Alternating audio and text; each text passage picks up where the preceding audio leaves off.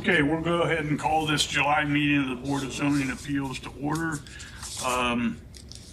First thing we'll do is have the roll call vote to determine our quorum. Laura? Mr. Berger. Here. Ms. Hartman. Here. Mr. Neal. Here. Mr. Newman. Here. Mr. Phelps. Here. Okay, and then all of us were mailed the June minutes from our June meeting. I'll entertain a motion for approval of those. So moved. Second. All those in favor of approving those June meeting minutes as mailed to you, please say aye. Aye. All those opposed, nay. Okay, the minutes for the June meeting are approved. Do we have any communications or announcements, Laura? We do not. Okay, and Ron, do we have proof of publication? Mr. Chair, we have publisher's affidavits from Western Wayne News and Gannett indicating BZA petitions 2025-41 and BZA petition 2025-42 were duly advertised. Okay, thank you. Okay, so folks, if you haven't been here before, I'll quickly cover how this is going to proceed, and then we'll get on with the public hearing. So today we're here to entertain petitions that have something that needs to be changed or allowed under the zoning orders as they are for us. We'll ask the petitioner to come forward, explain to us what they're trying to get done, and it'll give the board members an opportunity to ask you some questions about that. Once that's complete, we'll let the petitioner have a seat. We'll then ask for people who want to speak on behalf of the petition to come forward and speak. And then we'll ask for people who have any questions, concerns, or for whatever reason are against the petition being approved to come up and speak. Once that's complete, everybody's been heard, we'll close public hearing. We'll go to a vote on, we'll talk amongst us while the public hearing is closed. Then we'll go to a vote on the petition's findings of fact.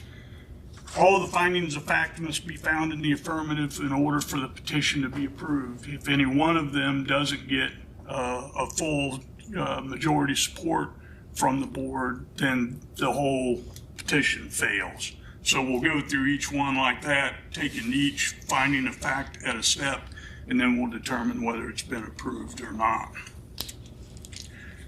If you're going to speak, I'd ask you to please come to the podium, just because that's where the mics pick you up and we have to take our minutes and get them transcribed. So if you're going to speak, I just ask that you come to the podium, say who you are when you come up. That again allows us to get everything typed up the right way.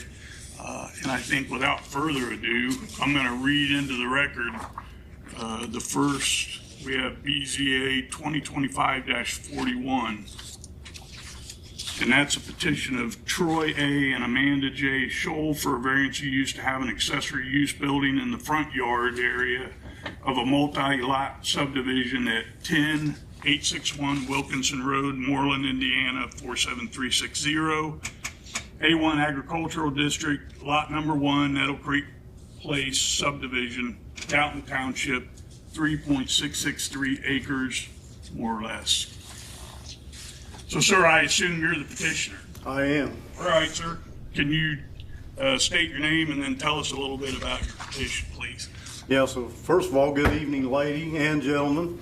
My name's Troy Scholl, and this is my wife, Amanda. Hi. And I know that when you read the address off there, it can be a bit confusing because you think Moreland, he's in the wrong county, but no, I assure you we had the home. We've been out there almost 27 years now. We actually went through this process 20 years ago and was approved but never done anything with it, so deja vu, we're here again. But we are in Wayne County. It's kind of strange why they gave us a Moreland address, but it is what it is. We're in Dalton Township. And we are looking to build a building. Basically, it just ties where it would go. It ties right into our current driveway where the turnaround is. And there are some obstacles if you wanted to go another place with it. To the north of our home, of course, is our well, and there's trees. To the south of our home is my septic and finger system. And so it just makes the best sense to put it where I'm sure you guys are looking at while we're walking. There's currently an old basketball court there. And of course that'll be removed because it's old, it's cracked up, and the contractor says we want to put new there, and I said yes I do. So, but that's the reason why we're wanting to put it in the location off to. It is in the front of the house a little bit, but it's off to the side. So it would actually be the southwest side of the house. Yes. What size building? This will be, my neighbor he owns N&M Building.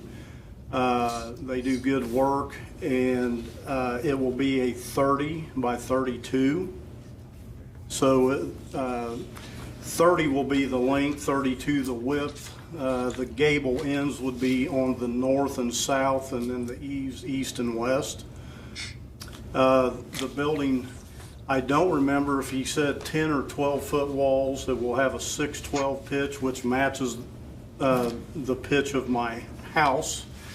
The building will actually look I don't want to say a lot like the house, but similar as far as colors, roof color, the siding color of my gable end. So we want it to, we want it to be an attractive, nice looking building because it is in the front of our property. So we do want it to at least have some resemblance of our home.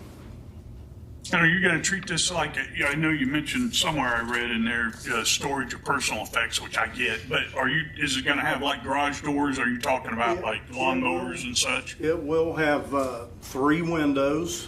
The only side that won't have a window would be the north. So the east, west, south, all in the middle of the building will have windows. It will have a 36 by 80, just an entrance door, and a regular size 16 by 8 foot garage door with an opener. I mean, that's pretty much it, but it is for, we have currently an attached 2-car garage on our home, and we've just outgrown it, and especially as we're getting older and there's a lot of work involved with the property. I'm in the process of getting a tractor and to help with some of that work around the property, and so I need a building to put that, and of course the zero turn and other things in it. You mentioned you were approved once before about 20 years ago. How come you didn't go on and build at that time? I don't know. Oh, okay. That's a fair It answer. just didn't happen. That's a fair answer. You run out of money. Yeah, maybe it might have been, of course we were pretty young back then, and it might have been financial reasons, or who knows. Back then, we had a young son, but financially I have the money to pay for it now. So, and of course the property's paid for as well. So, Yeah, I got you. Okay, any other questions from anybody up here? I have one question on the back, the last page. There's a contract or something for the housing development or whatever you want, subdivision, and it said in there about not building. What was that about? Why is that put in there on the back of this? Let's talk about it. It's protected. okay, I have not. No, that would not be something you could pass. What was that? That's the protective covenants and restrictions for this particular. So we're not subdivision. crossing any lines there or anything? It's, let's see which one it is. Probably not in effect anymore, is it? Unless they've held their meetings and renewed that. Is this reference to like how close the building would be to someone No, else's? it's when you bought this lot from Albach, it's some kind, I don't understand it, so I'm not trying to cause a problem, but I didn't know if it'll be a problem down the road, and I just wondered if, The first paragraph of the covenants is the one that I think I asked Laura about, and she assured me that it's fine. yeah, that's good. Okay. Does he not have a copy of this, Laura? No, Why would he not? those were for you. Yeah, but is there a reason why? I mean, is there something that makes it such that he can't have a copy of it? You're welcome to have a copy of it. Here you go. Take that. You can look at that way, you know what we're talking about. Okay, yeah. Did you buy that property, did you buy that property new? I mean, from the original developer? Yes, we owned a home in Hagerstown, but we both, my wife grew up on a farm, I grew up in the country. We decided we wanted a home in the country, and so I reached out to Mr. Allback. He showed me several places, and when I seen this one, ironically enough, the way it looked when I first pulled up there, because I know I went ahead and I said, yes, this is it, and I wrote him a check for it, and then when my wife got home and I took her to, she was like, please don't tell me you bought this big ugly weed field, because the weeds were literally over my head. I said, honey, give me a little time here to to do some things here, but ever since we've been there, she's been glad that we've made it what it is now. So, Well, if you bought that off the original developer, you should have a copy of this in your deed or your paperwork from when you bought it. But these covenances are made by the developer or the developer, and they put those in and they're sold to, when they sell the property, everybody has to agree to these covenances because they're buying it from him. But after that, as I understand, the residents there have to have a meeting, a owners meeting. What do they call it? Not an owners. Anyway, the people who own the property, they have to have a meeting once a year. I think it's once a year or every 6 months. And if they go so many years without that meeting and without renewing this, then this is void. But it says in there it'll automatically renew every 10 years, Automatically renewed, right. or for a period of 10 years, unless they vote against it. So it's void now unless they've been, No, this plat is still in place. it automatically removes itself. That's how We it's dealt written. with this in the planning board many years ago. And they had these covenances, and we set that up, or I thought we got it into where those things have to be renewed. No, it states the foregoing covenants and restrictions are to run with the land and shall be binding on all parties until June 17, 2016, at which time said covenants shall automatically extend for successive periods of 10 years unless, by vote of the majority of the then owners of the building lots covered by these covenants and restrictions, it is agreed to change such covenants or restrictions in whole or in part. And then it goes on to say that if you Excuse me, just a minute. carve out one, it doesn't cause the other ones to fail. Ron, you were here for that. That was back about what, or No, that was before you. I don't know, it wasn't, maybe not before me, but it's not the way I remembered. I mean, this is typical subdivision covenants. It's very typical. Yeah, but It is a legally platted lot.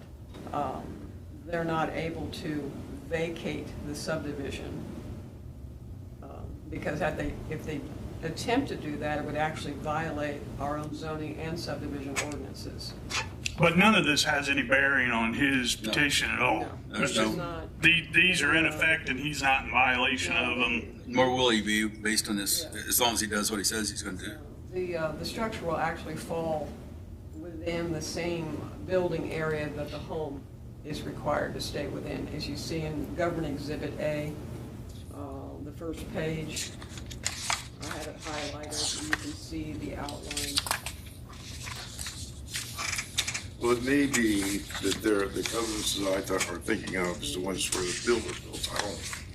And then he dictates how that will be treated after it's sold. But I know there's something there that says, like, just like citing, they had a I remember when we started this out, they had a thing on the color of siding you could use. And I said, well, okay, so there's a covenant on the color of siding. No, it was vinyl siding. I said, you understand that if you had done this 15 years ago, that covenant was stated you had to have aluminum siding. And, you know, that was one of the arguments against these covenants, is that weren't renewed every year. So this is just the developer himself from the land, but there's something out there that says you have to have a meeting and maintain covenants. It may not pertain to the land itself, but You can look into that further if you like, but you've now got a copy of it, and you can educate yourself as much or as little as you want to on that. But it won't impact your petition tonight, as I understand it. Okay. Any other questions for him? Bye. No, sir. Sir, you can go ahead and have a seat. Okay, thank you. Is there anybody here who wants to speak on behalf of this petition? Yes, ma'am. I'm Amanda, I'm the missus. Yes, ma'am. And I want it because our garage is just plumb full, and we have a need for it. We have a Harley, a mower, all our gardening equipment. We have just all kinds of stuff. Our freezer's out there. We just have too much stuff. We can't safely even walk in it, just to be honest with you, once we put our car in it. So I'm for it. Thank Man, you. I thought you might be. Anybody else here who wants to speak on behalf of? Anyone with questions or concerns? Laura, any comments from you? Letters were sent to 5 surrounding property owners, including everyone in the subdivision. I believe it's the McGuires in the wooded lot that abuts to the north. They did not receive a letter. That was in error. But it was advertised in 2 papers. I don't have an issue with it. I believe he does have a hardship with the well to the north and the septic to the south. And the fact that no one in the subdivision contacted us regarding this seems a positive to me. Anything else? Okay, I'll be looking for a motion to close public hearing. So moved. Second. All those in favor of closing public hearing on BZA 2025-41, please say aye. Aye. All those opposed, nay. Okay, public hearing is closed. Any comments, questions amongst us? Anybody? Okay, then I'll be looking for a motion to proceed to findings of fact on BZA 2025-41.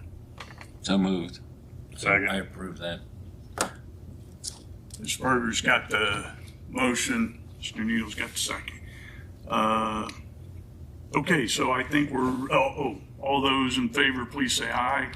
all right. All those opposed, nay. Okay, we'll proceed to findings of fact. Finding of fact number 1, please. The approval will not be injurious to the public health, safety, morals, and general welfare of the community because this is just a building. It is not going to be too tall. It's just going to be added, be nice looking, and it'll help the people that live there. Second. Mr. Berger, Yes. Ms. Hartman, Yes. Mr. Neal, Yes. Mr. Newman, Yes. Mr. Phelps. Yes.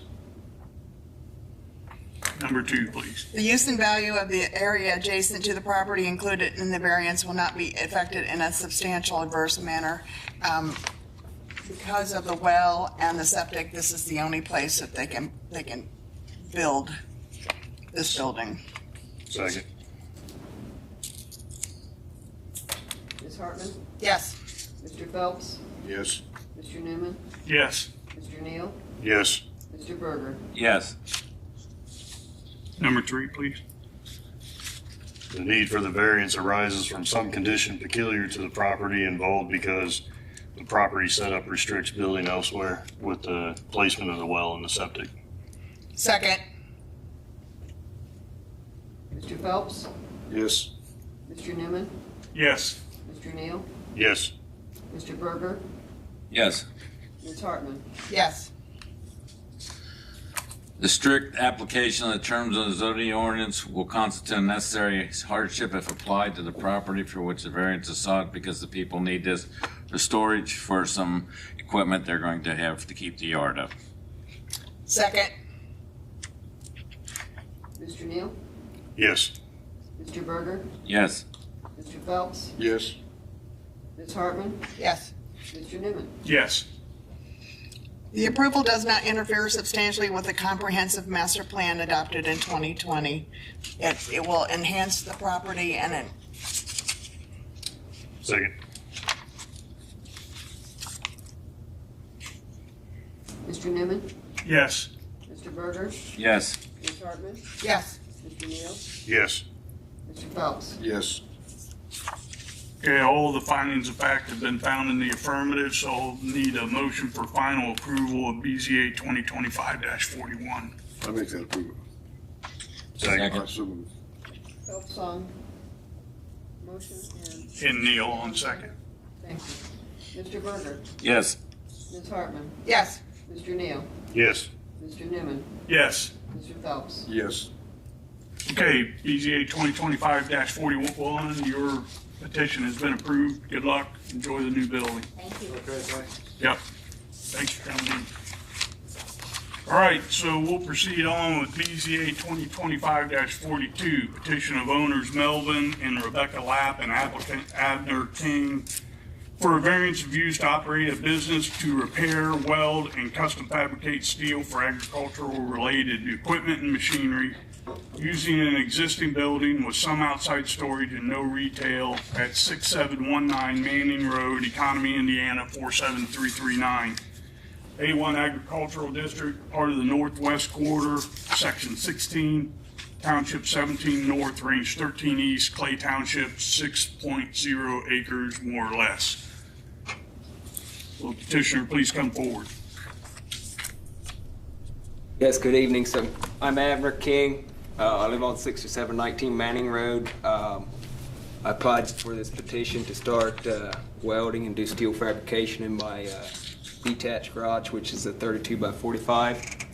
I have been doing some work in there under the Home Occupation Act. I've been doing some welding repair and so on, and I've been getting approached by, well, for example, I got this farmer we done some construction work for, and he's asking if I could build a fuel tank for the back of his truck.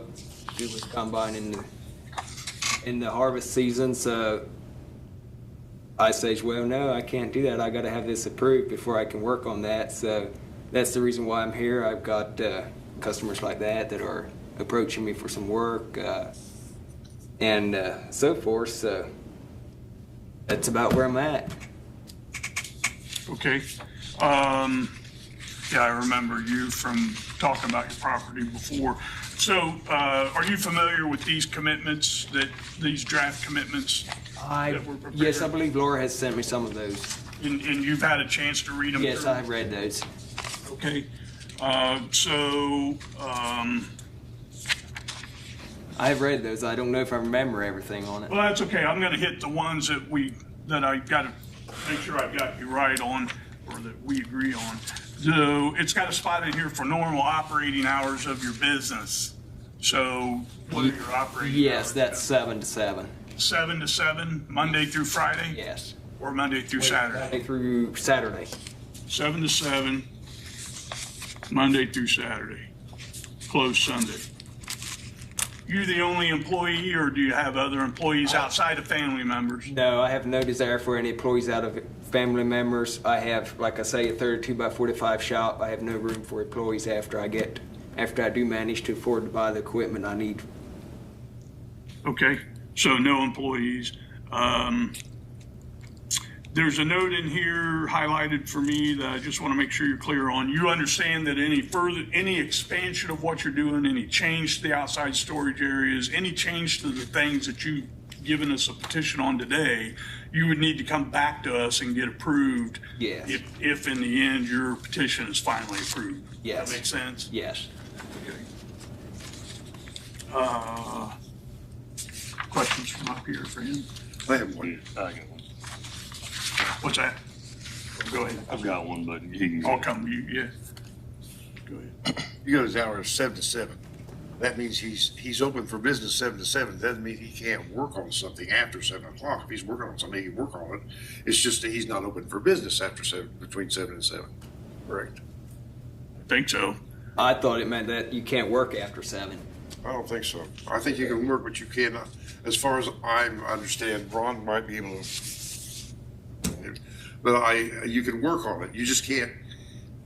You can't take on new business or work on the business. You can work. Understood. If you're working, you might want to work till 1 o'clock in the morning. If there's just one of it, you got to have it out by tomorrow. But you close up shop and then keep on working on what you're working on. But it does mean that you're not open for business for traffic coming in and saying, fix this, or somebody dragging in a combine at midnight. Actually, that's the only reason I did the 7 o'clock is in case I get stuck on a project. I don't want to work after 5. Well, I don't blame you. I don't like to work after 5 either, but I just wanted to make sure that was clear. You can work on it, but the business can't be open. The doors can be closed and you can be working Understood. inside, but the business, I wouldn't expect the business to be open itself. Oh, don't give me that. I know. My concern is that the nature of his business, it could produce noise, potentially. I would think so. That's why it says operating hours. So it's not necessarily business hours, but operating hours while he's actually working on things. So there's an expectation that, if it is approved, 7 a.m. to 7 p.m., hopefully that would be sufficient time, 6 days a week to get his work accomplished. Now, this board may disagree, say that he can operate outside those hours. That's up to this board. I think that he needs to actually be actively working on it. So if somebody in the neighborhood complains about the noise, then he would have to stop making that noise, right? But as long as nobody complains about it, he can still be working in his shop. I don't know how.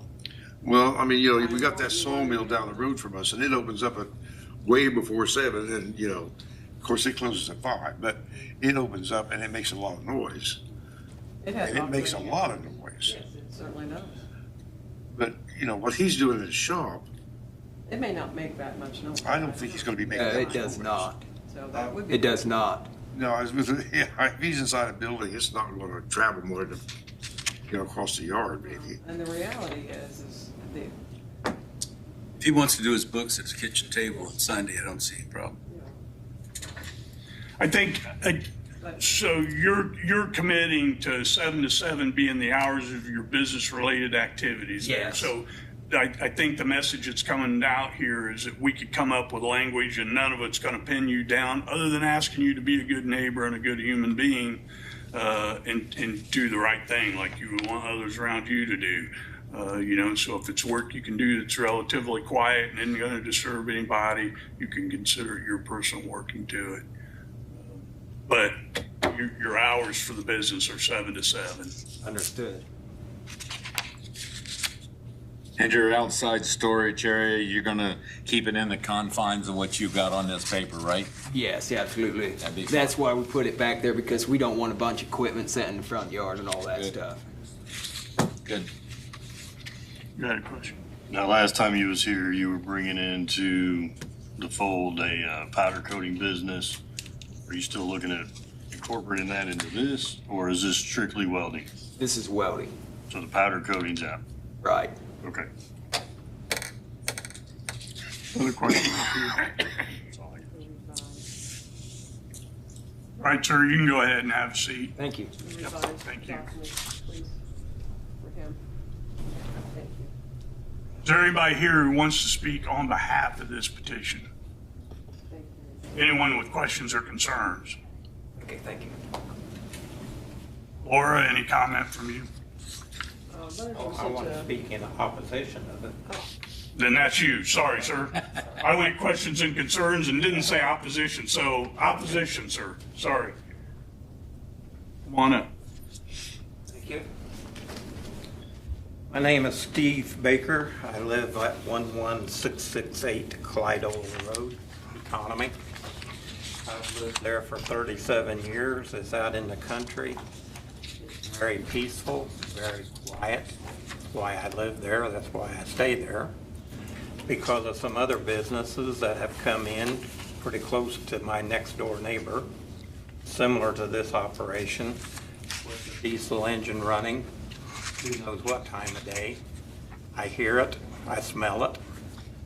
The junk and it's a slaughterhouse, the odor is very intrusive to me, and I tell anybody that I see that has ruined my life. It's taken all of that away from me. But on top of that, I also own a machine shop at Lynn Tool Company. I've owned it for 44 years. It's still in business today. And we are a machine shop, fabricating shop, and a welding shop. I employ welders. We do welding on a daily basis. So I think I know a little bit about the welding business.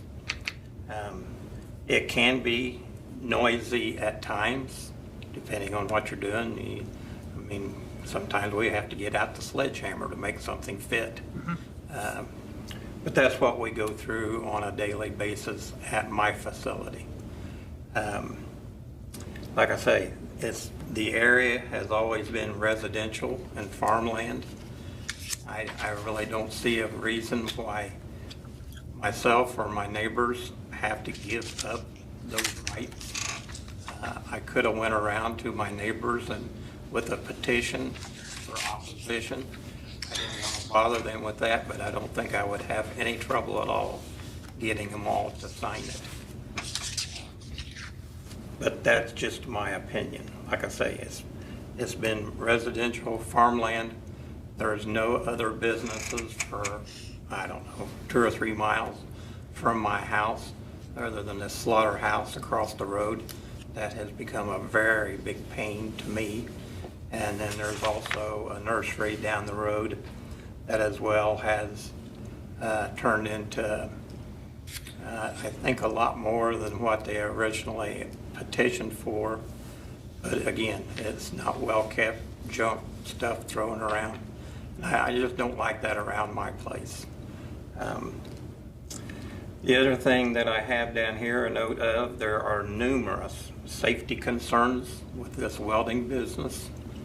And I understand, yeah, when we were here back in March, we were talking about powder coating. That variance got turned down.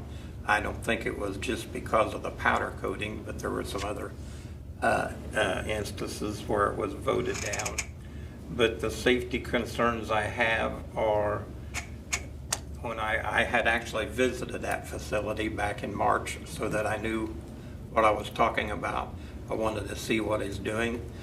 It's the least of my concern of him being a competitor of mine. If he needed a welding business, I could farm him out tons of it. We just have too much. But one of my concerns when I was there was the welding tanks were not secured, just standing out in the open. If one was knocked over, they're under 1,200 PSI, pounds of pressure. They could be explosive. They are, depending on what gases are in those tanks.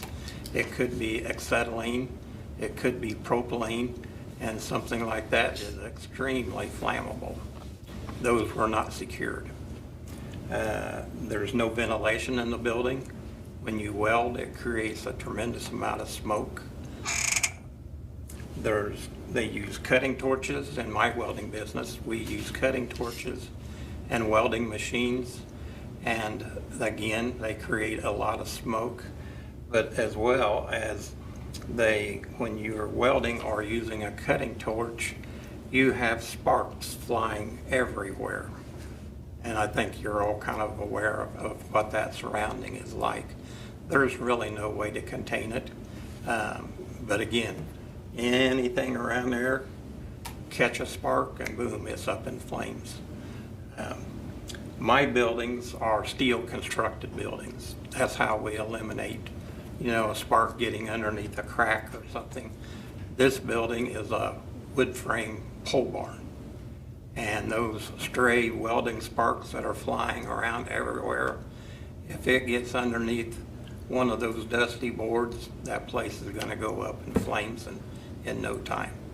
So I mean, it's not close enough to harm my house, but it's just a safety concern. When I was there before, he was using a gasoline-powered generator. I see here, which again, gasoline and welding sparks do not mix. I see here on his picture, he now has item D, he calls it a diesel shed. So I'm assuming he's wanting to put a diesel engine in there to generate electricity as well as pneumatic power. But that concerns me after seeing this tonight. Here I am again going to have to deal with the noise and just smell of diesel engine running from 7 to 7. It's not something I want to hear. It's not something my family wants to hear. You know, we're at my house to enjoy the surroundings, not that. But with that diesel engine running, again, it's still a flammable liquid, and he's got it attached right next to his welding shop. So I would think there would need to be a safety barrier between those two to try to help eliminate the risk of fire there.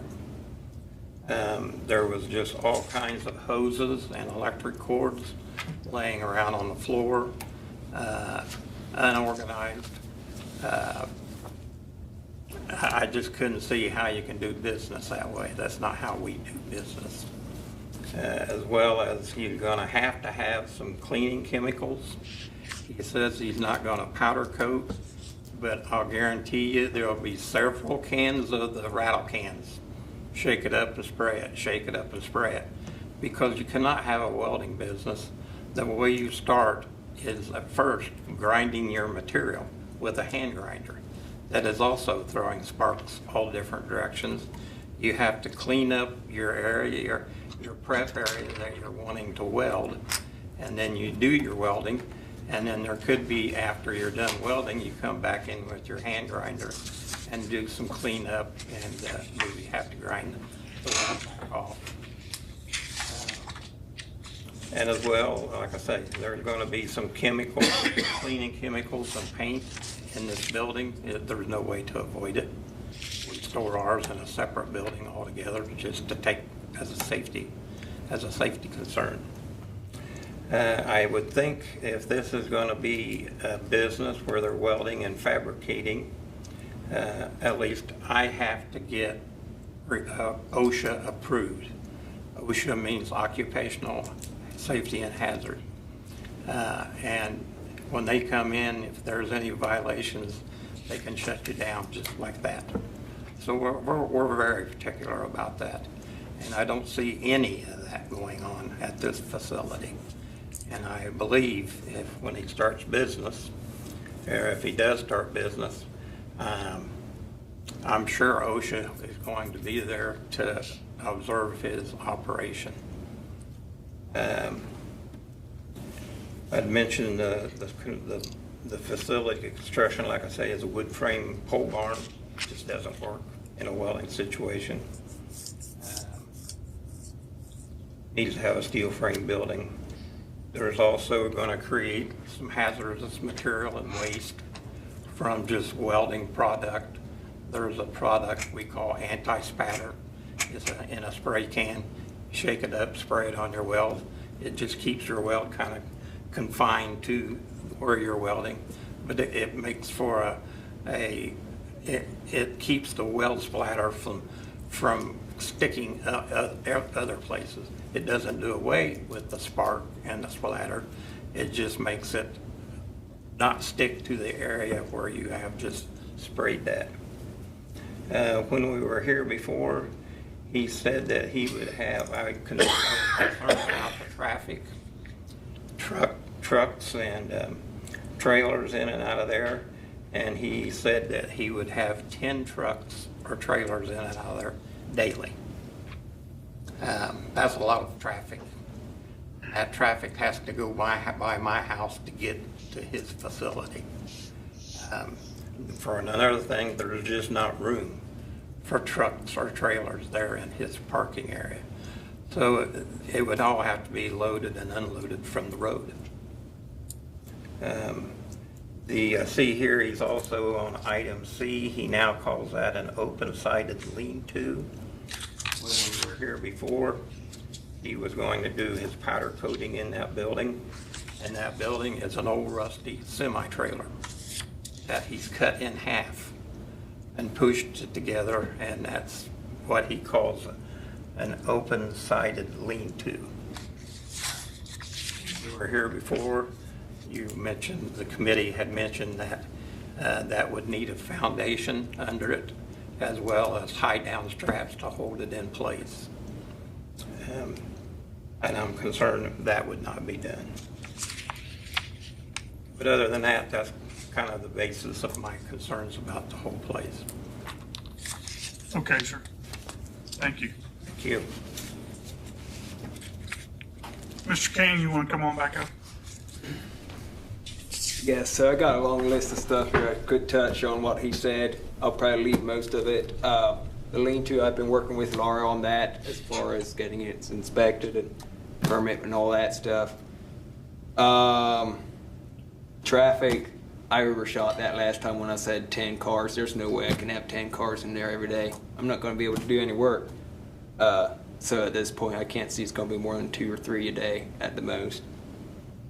Cars or trucks? What do you envision that being? Unloading supplies, picking up jobs? What's your interpretation on a truck?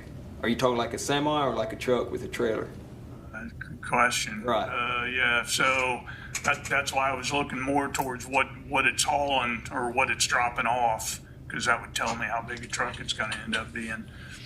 At this point, like I say, I don't do this business at this time, so try and take a shot in the dark on that. I'd say I might need a semi once a month for steel, and then just whoever comes brings. As far as if he's bringing a skid steer, of course he's going to bring a truck and a trailer. Yeah, I got you. So on noise, I do have a gasoline generator, but it's about 14 horsepower, so it doesn't make more noise than a lawnmower. Bothering neighbors, I ask all my neighbors about this, and they are all for it. Ventilation, I do have a self-contained ventilator in there that I installed after that last meeting. Hoses, safety hazard, I was working on a project when he dropped in. So yeah, of course that hose is all replaced. Can I ask you a question?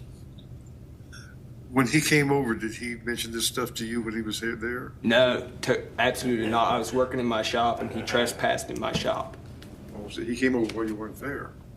I was there, but I didn't see him come. He walked in the door. He was not invited at all. But he didn't mention to you this? He was talking about OSHA, but under the OSHA law, if you got under 4 employees, it's out of their jurisdiction. Well, OSHA doesn't apply to you. Fire marshal might, and I don't know what the fire marshal would say, but and out in the county, but OSHA, as far as I know, doesn't. If you don't have any employees, OSHA really doesn't apply to you. I have checked into some of those OSHA laws on the tanks and all that, so I checked into their laws. Okay.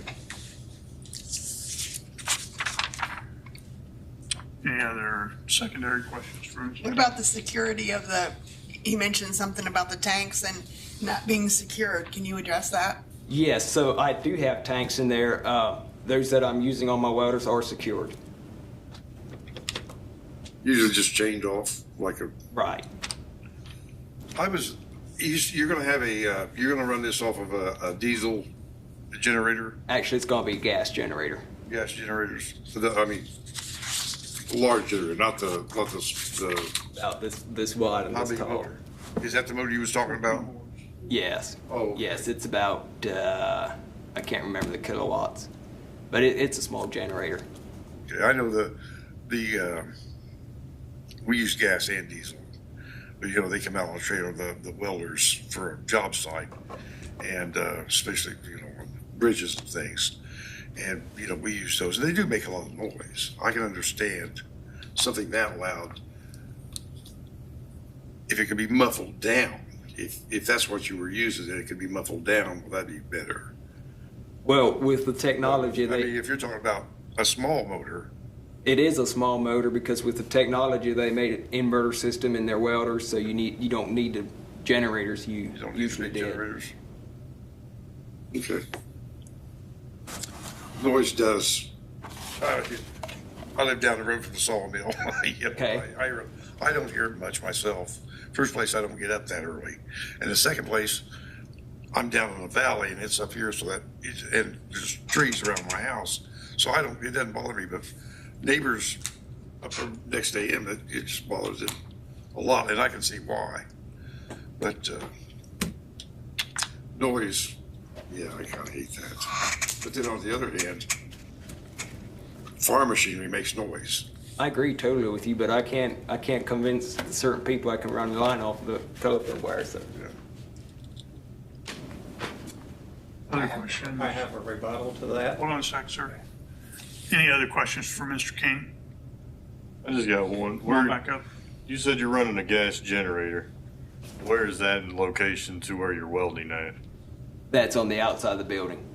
So It's you've got, attached on the outside. so you've got a power cord that runs inside the building that you're pulling.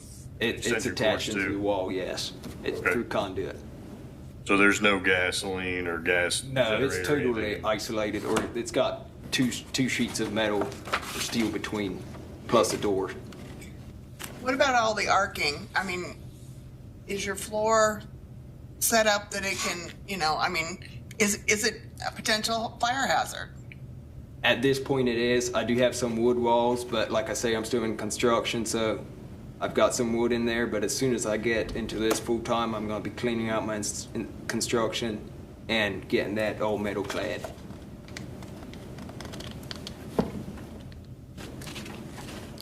Other questions for Mr. King? You can have a seat now, sir. Sir, you can come on back up. Okay. Yes, I did visit his facility. Like I say, I just lived half a mile down the road. I know what's going on around at my neighbor's house, and I seen him out there working and curious. I'd seen the variance application in the paper, so I thought, well, I'll stop in and see what this is about.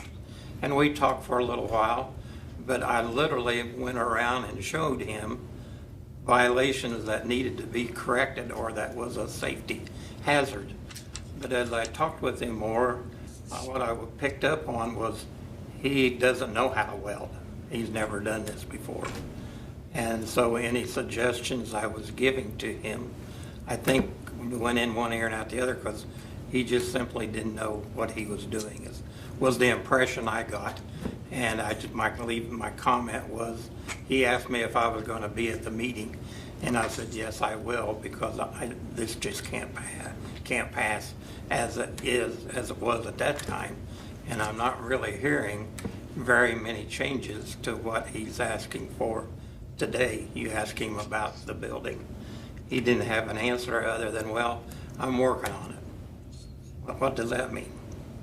Or we ask about the tanks or the hoses. Well, yeah, they're laying there, but I'm going to pick them up or I'm going to organize it. That's not the way to run a business, in my opinion. And when, like I say, when you're in the welding business, it's a very dangerous situation that you got in there.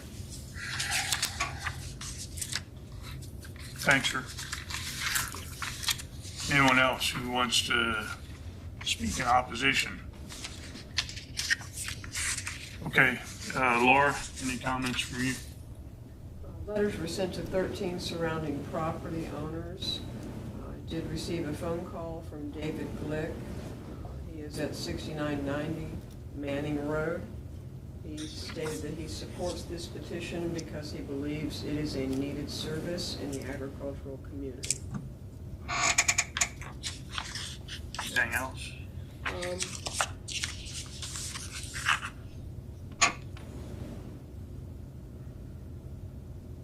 I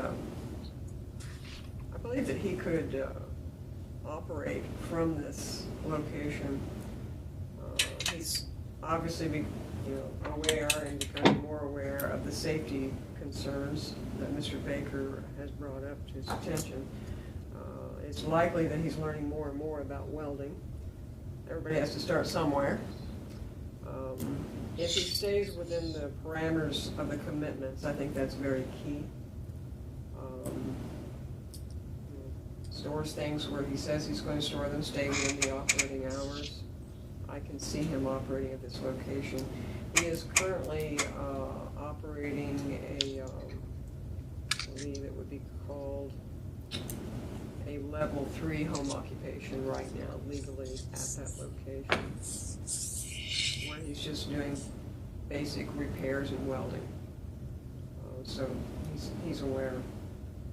If there are problems, if this board approves it and there are problems, then I'm sure I would be notified and we would address it and give him an opportunity to correct it. Okay. See, I think there's a need for the service. Anything else? Okay, I'll be looking for a motion to close public hearing. So moved. Second. Okay, it's been properly moved and seconded that we close public hearing on BZA 2025-42. All those in favor, please say aye. Aye. All those opposed, nay. Nay. Or sorry. Public hearing is closed. Any comment amongst us? I'm just trying to keep it exciting here. I think it's a slippery slope that you be going down if you try to perceive, if you get away from the issue of what is going to be done there and try to ascribe competence to the person doing it. I don't think that's the role of this BZA board at all. I think you obviously know that, but I think it merits being said. Yeah. Other comments amongst us? Okay. This board did approve for businesses right next to this. Yes, we did. The whole road has businesses Yeah. on it. Anything else amongst us? Okay, I'll be looking for a motion to proceed to findings of fact on BZA 2025-42. So So- moved. Second. Berger, Senator yes. Hartman? Yes, please. All those in favor of proceeding to findings of fact, please say aye. Aye. All those opposed, nay. Okay, we'll proceed to findings of fact. We're ready for number 1. The approval will not be injurious to the public health, safety, morals, and general welfare of the community because this is going to be a small business, one person, a neighborhood need for fixing farm equipment. Second. Mr. Berger? Yes. Ms. Hartman? Yes. Mr. Neal? Yes. Mr. Newman? Yes. Mr. Phelps? Yes. Number 2. The use and value of the area adjacent to the property included in the variance will not be affected in a substantial adverse manner because it's a much needed expertise in the area. Second. Mr. Newman? Yes. Mr. Phelps? Yes. Mr. Neal? Yes. Mr. Berger? Yes. Ms. Hartman? Yes. Number 3. The need for the variance arises from some condition peculiar to the property involved because of the way the property is titled. Second. Mr. Newman? Yes. Mr. Berger? Yes. Ms. Hartman? Yes. Mr. Neal? Yes. Mr. Phelps? Yes. Number 4. The strict application of the terms of the zoning ordinance will constitute a necessary hardship if applied to the property for which variance is sought because the owner lives there and he wants to be with his family there. Second. Hartman? Mr. Phelps? Yes. Mr. Berger? Yes. Mr. Newman? Yes. Ms. Hartman? Yes. Mr. Neal? Yes. The approval does not interfere substantially with the comprehensive master plan adopted in 2020 because it's ag-related. Second. Mr. Neal? Yes. Mr. Berger? Yes. Ms. Hartman? Yes. Mr. Newman? Yes. Mr. Phelps? Yes. Okay, all the findings of fact have been found in the affirmative, so we'll look for a final, motion for final approval of BZA 2025-42, subject to the commitments. So moved. Second. Mr. Berger? Yes. Ms. Hartman? Yes. Mr. Neal? Yes. Mr. Newman? Yes. Mr. Phelps? Yes. Okay, Mr. King, your petition's been approved. Please take what comments from tonight to make yourself and your business better. Thank you. I Yep. sure appreciate your time. Yep, thank you. Laura, any additional administrative notes or anything? I know we got the hearing officers slate here given to us. Anything else, Laura? Thank you all. Thank you, sir. Appreciate you coming. Next BZA meeting will be Thursday, August 14th, 2025 at 6 p.m. And the meeting's adjourned.